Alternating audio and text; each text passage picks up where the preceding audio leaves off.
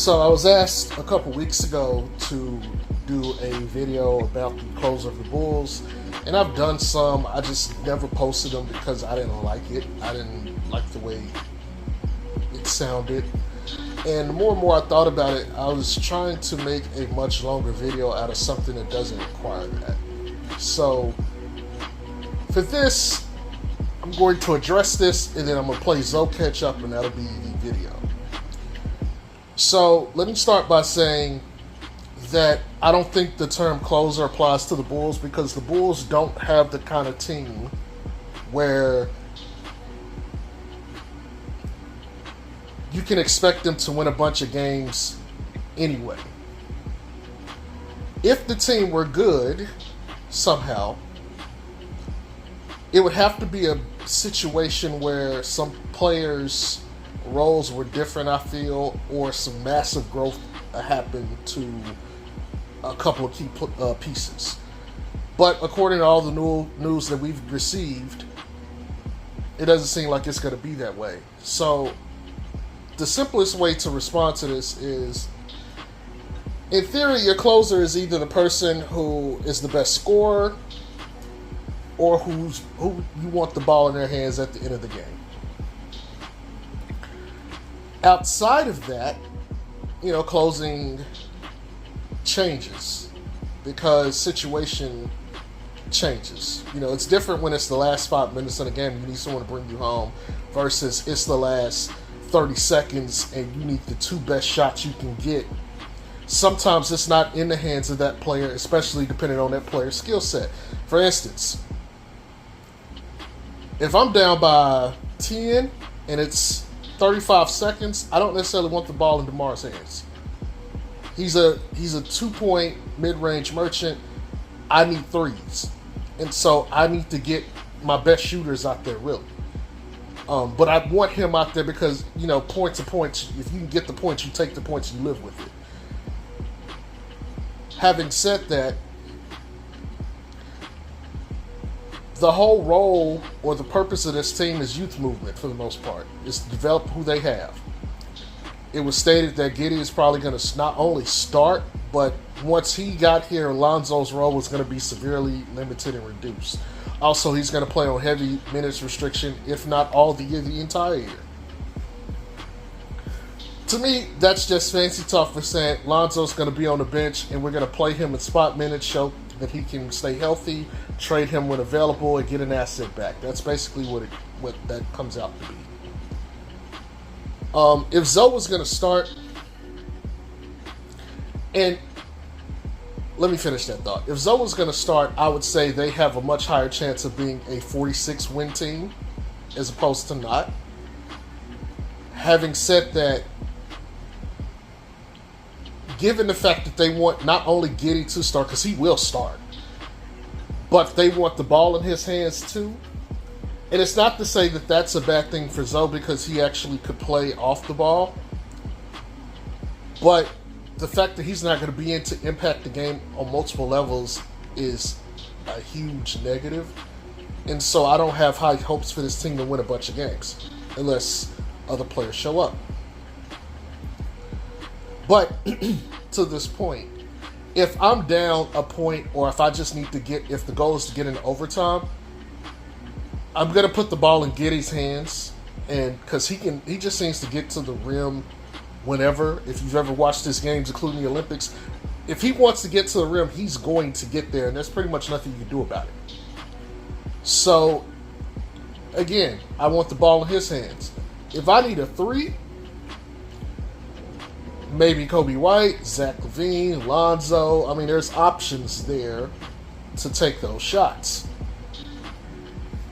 So it just depends. But again, there's a lot of politics involved here. So, there's that. And I also don't believe that this team will have a closer because I don't think they're going to win the kind of games that it will matter. Having said that, Zoe. Film came out yesterday, or content, maybe I should say rather. But he was playing 5-on-5. Some of those guys are NBA players. I think Jaren Jackson Jr. was out there. It might have been like somebody else, Dyson Daniels or somebody, I don't know. and some other D1 college guys were out there. But, it's more the same. Pull up threes off the dribble, some of that, using some of the space creation he was working on. It was a very chill pro run. And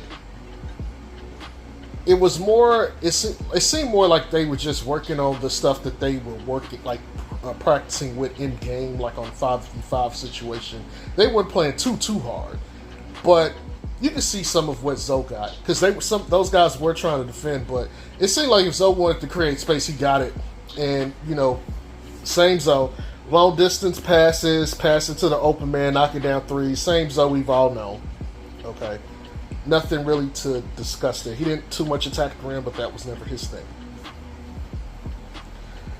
But to me, all that does is just further what I've always said. His game is going to be relatively fun. We don't have to worry about it. It's just a matter if he can stay healthy. That's literally it with Zoe. At this point, you know what you're going to get with him. Can he stay healthy? That's the question. So there's that. Having said all of this, I want to caution people going forward,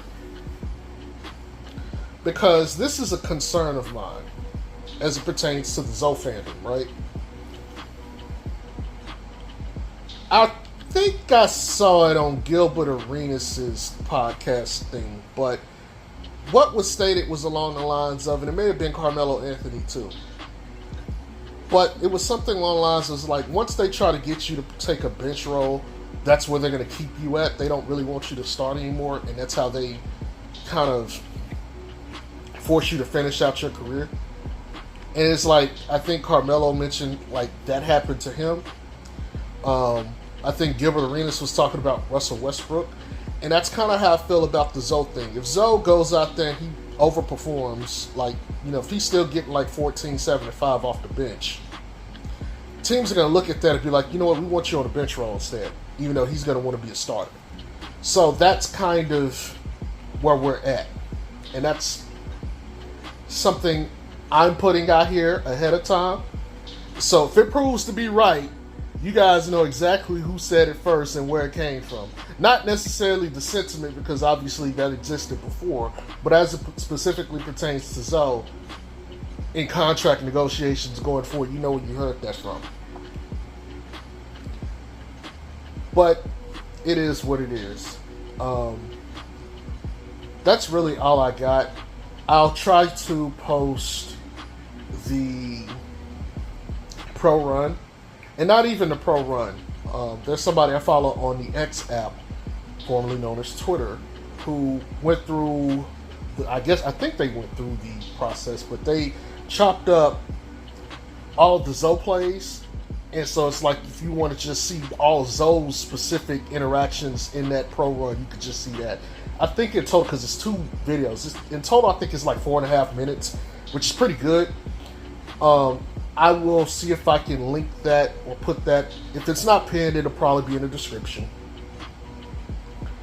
But I'll do that in case anybody is curious and wants to see for themselves. If you don't have X, I believe if I just post the link to the specific video, you can at least see the specific video. You don't have to sign up or anything. Like, you can at least be able to see it without having the app. So there's that. If you're curious and just want to see it, I'll post that there so you guys can look at it and everything. Hell, I might even go screen record it myself, like I've done other things, and then just put it on my channel and upload it so that anybody can look at it whenever they feel.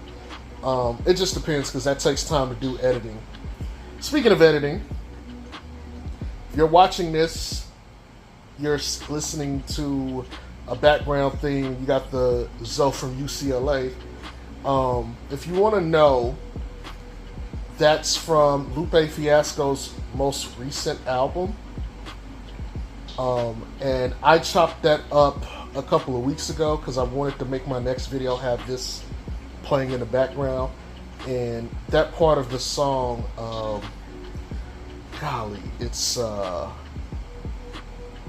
I want to say it's Pyramids, but I feel like I'm wrong. But I think that's the name of the song. It's like the last 42 seconds of it. But no, it's Palaces. That's what it is. Palaces. Why I get Pyramids? I don't know. But it's Palaces. It's the last like 42 seconds of the song when the beat changes up. So I just took that, looped it, and put it here to see if it would make the video sound a little bit better. And you guys tell me what you think. It takes time to edit and do that kind of stuff. So I don't get to do this often, but I was doing it here and there to at least try to add something to my videos. But anyway, that's all I got. I hope you guys like this. Have a good day. Thank you for following the channel and your support. Peace.